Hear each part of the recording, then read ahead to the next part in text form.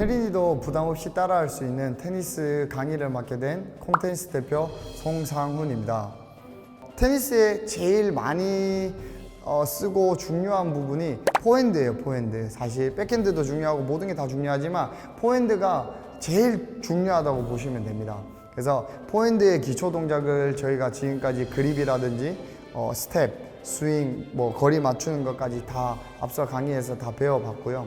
지금까지는 제가 위치를 정해 드렸는 상태에서 테린이님이 오셔서 공을 치는 것을 익혔는데, 이제는 정말 제가 라켓으로 공을 줘서 라켓 피딩을 이용해서 스윙이라든지 그립, 거리 맞추는 것까지 이렇게 한번 치는 것을 한번 해보겠습니다.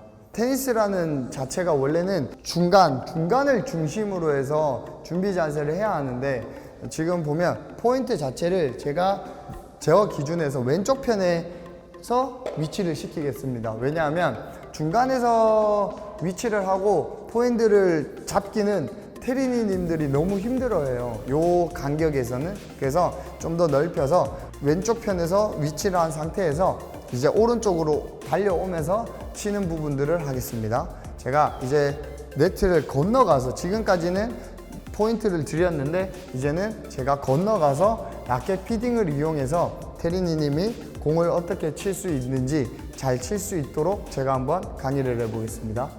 지금 이제부터 제가 라켓 피딩을 이용해서 테린님한테 공을 던질 건데, 자, 제가 얘기를 하지 않고 강의를 하지 않고 그냥 공을 한 10개 정도, 5개에서 10개 정도 공을 한번 던져 보겠습니다. 어떤 현상이 일어나는지 한번 보시죠, 같이. 자, 출발.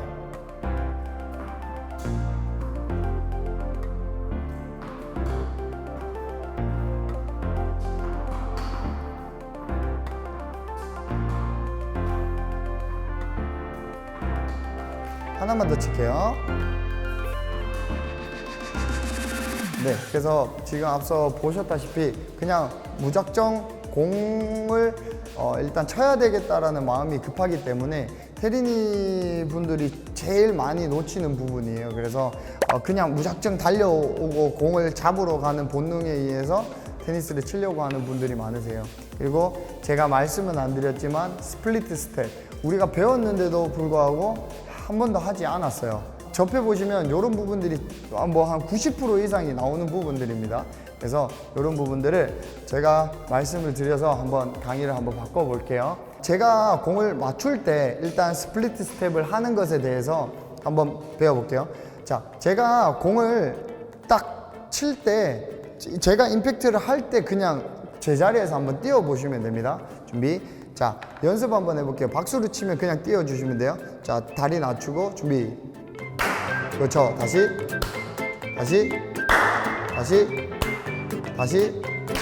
자, 다시 한 번 더.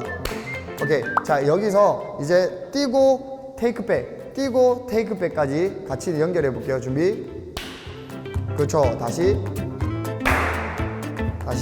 한 번 더. 다시 한 번 더. 조금 더 빠르게. 한 번 더. 다시. 오케이. 자, 요렇게 해서 제가 박수를 친 이유가 뭐냐면 공을 맞추는 임팩트를 말씀을 드리는 부분입니다.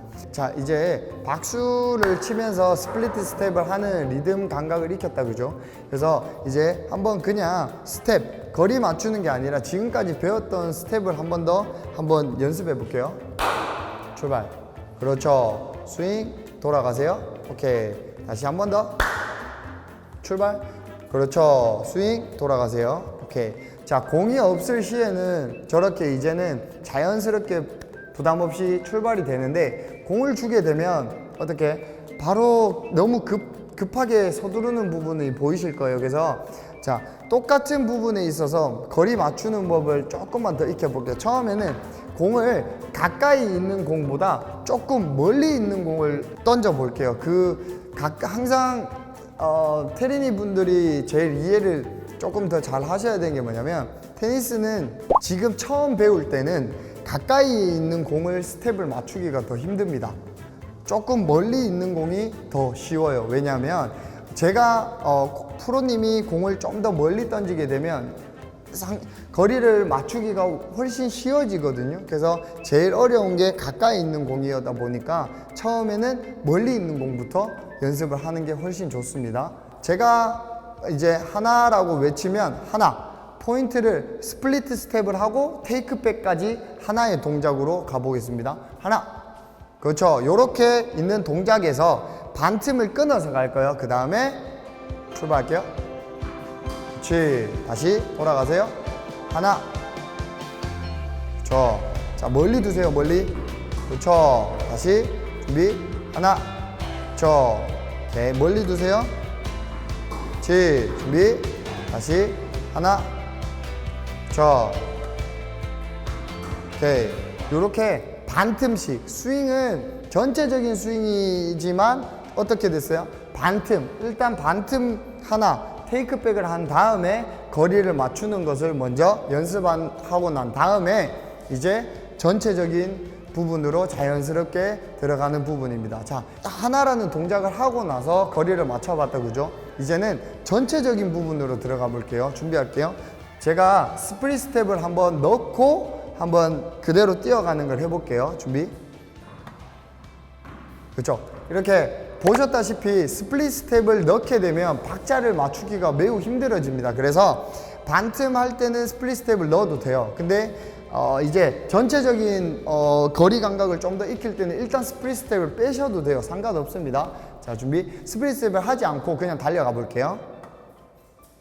그렇죠. 다시.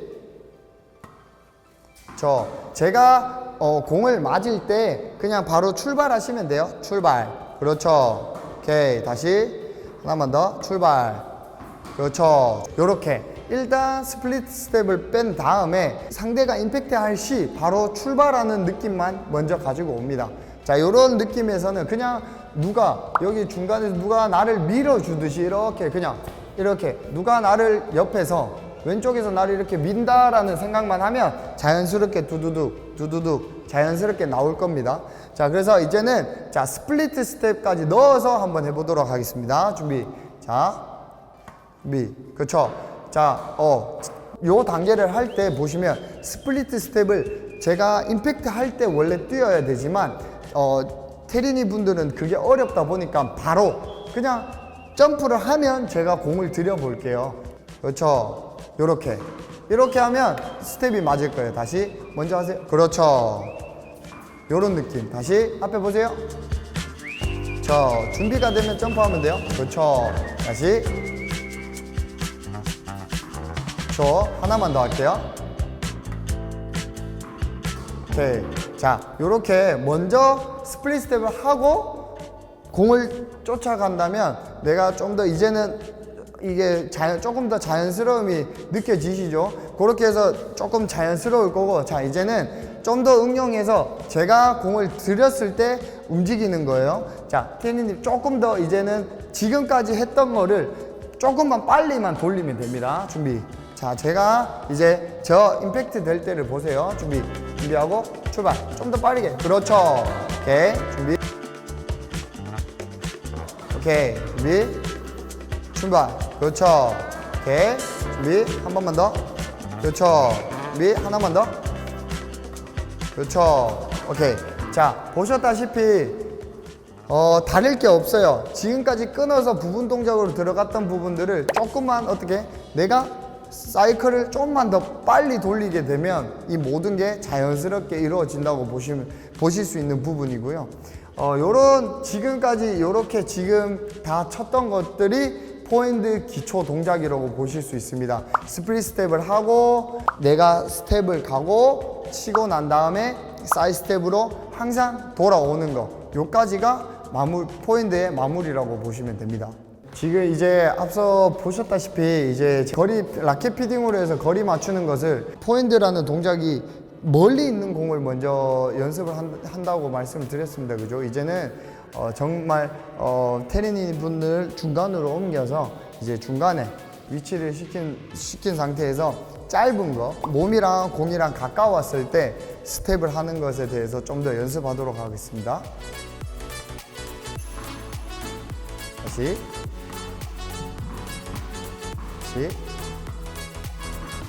한 번 더.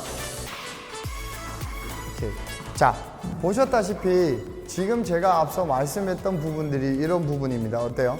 무조건 출발부터 먼저 합니다. 보셨다시피 공한테 먼저 몸이 공이랑 너무 가깝다 보니까 스윙이 어떻게 됐어요? 할 수가 없는 부분을 많이 보실 수 있을 거예요. 그래서 공 거리가 나오지 않으면 스윙이라든지 모든 포핸드의 자세 동작들이 하나도 나올 수가 없는 것을 볼 수 있을 겁니다. 자, 그래서 앞서 강의에서도 거리 맞출 때 어떻게 한다는 부분을 제가 말씀을 드렸어요.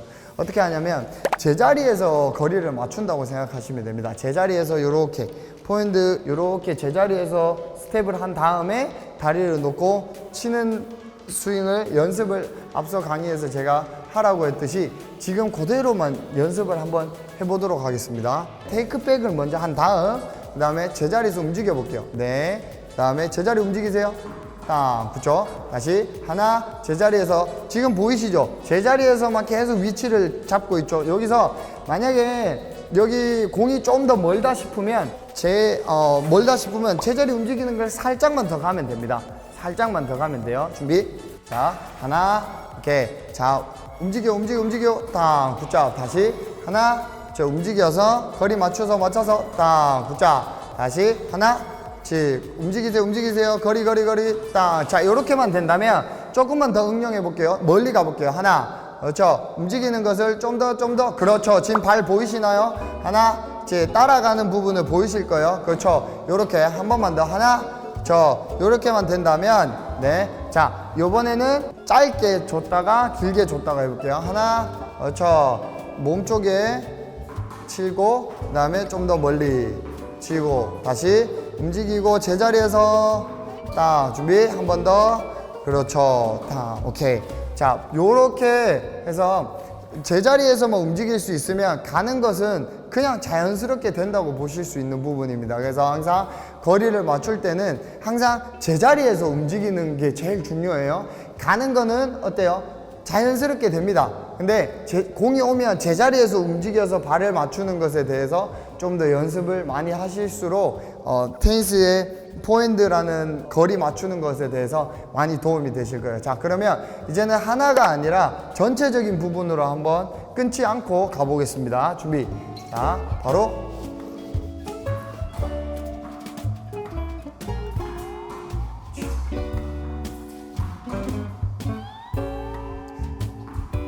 좋아요. 자, 준비. 한 번만 더.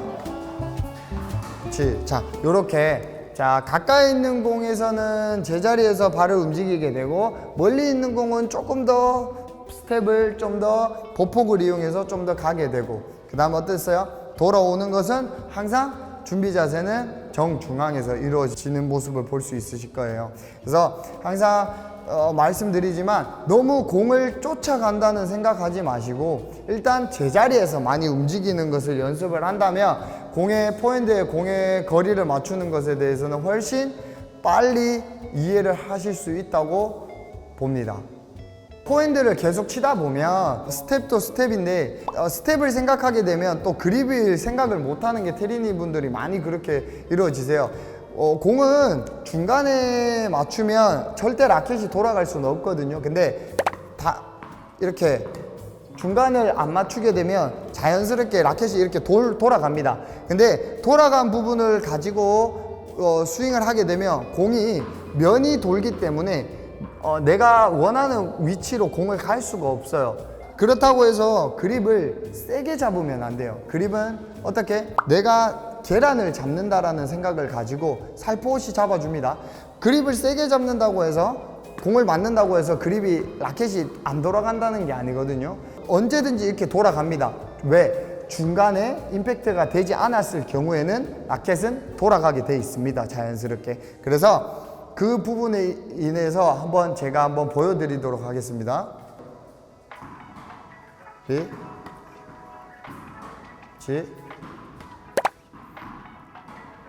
다시. 그렇지. 다시.